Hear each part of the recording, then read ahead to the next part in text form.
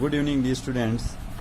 आज हम 9th class में अपन हिस्ट्री का फर्स्ट टॉपिक चल रहा है।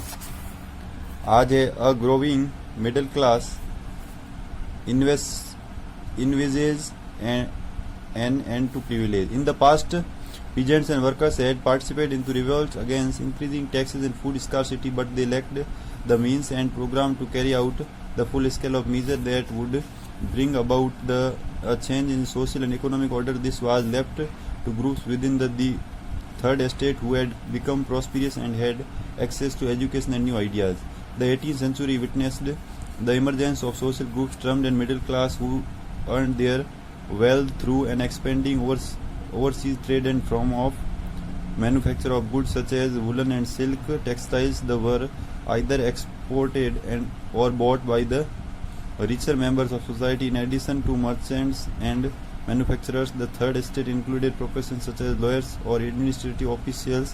All of these were educated and believed that no group in society should be privileged by birth. Rather, a person's social position must be dependent on his merit. These ideas envisaging a society based on freedom and equal laws and opportunities for all, put forward by philosophers such as John Locke, Jeans and Jacques Rousseau. In his two treatises of government, Locke sought of refute and doctrine of the divine and absolute right. Of the monarchs, Rousseau carried the ideas forward, proposing form a government based on a social contract between people and their representatives. In the spirit of the laws, Montesquieu proposed a division of power within the government between the legislative and the executive and the judiciary. This modelist government was put into force in the USA after the 13 colonies declared their independence from Britain. The American Constitution and its guarantee of individual rights was an important example for political thinkers in France. The ideas of these philosophers were discussed intensively in saloons and coffee houses and spread among people through books and newspapers. These were frequently read aloud in groups for the benefits of those who could not read and write. The news that Louis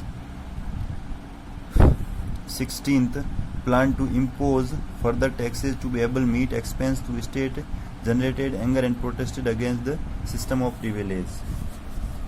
अब देखो ध्यान से, यानी कि पहले भी कर बढ़ने यानी उभरते मध्य वर्ग ने विशेष अधिकारियों के अंत की कल्पना कैसे की।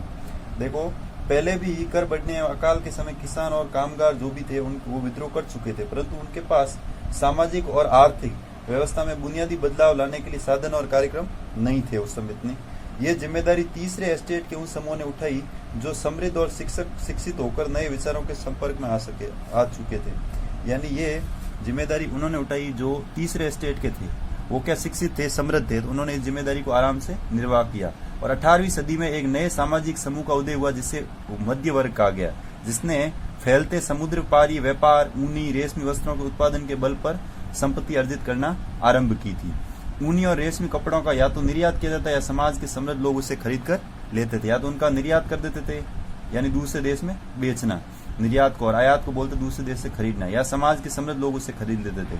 तीसरे स्टेट में इन सौदागरों और निर्माताओं के अलावा प्रशासनिक सेवा, तीसरे स्टेट में इनके अलावा और भी थे, जैसे प्रशासनिक सेवा, वकील जैसे पेशेवर लोग भी शामिल हो लगे थे। ये सब पढ़े लिखे थे और इनका मानना था कि समाज के किसी भी समूह के पास जन्मना विशेष अधिकार नहीं होने चाहिए। उनका यह मानना था कि समाज के किसी भी व्यक्ति के पास जन्मजात विशेष अधिकार नहीं होने चाहिए। किसी भी व्यक्ति की सामाजिक हैसियत का आधार उसकी योग्यता ही होनी चाहिए, यानी सामाजिक जो भी उसको मिलता है वो सब हैसियत उसकी, सामाजिक हैसियत उसकी योग्यता होनी चाहिए।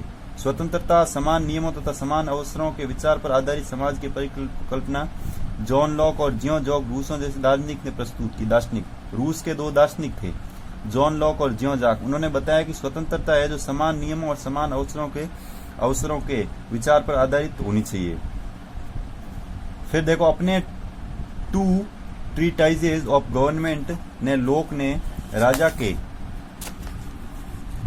राजा के देवी और निरंकुश अधिकारों के सिद्धांत का खंडन किया उन्होंने, और रूस के थे इन्हीं विचार को आगे बढ़ाते जनता और उसके प्रतिनिधियों के बीच एक सामाजिक अनुबंध पर आधारित सरकार का प्रस्ताव रखा और मोंटेस्क्यू ने the spirit of the laws नामक रचना में सरकार के अंदर विधायिका है, कार्यपालिका है, न्यायपालिका है के बीच सत्ता विभाजन की बात की।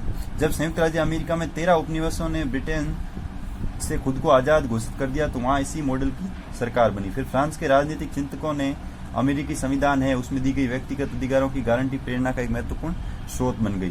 फिर देखो लास्ट पैराग्राफ है,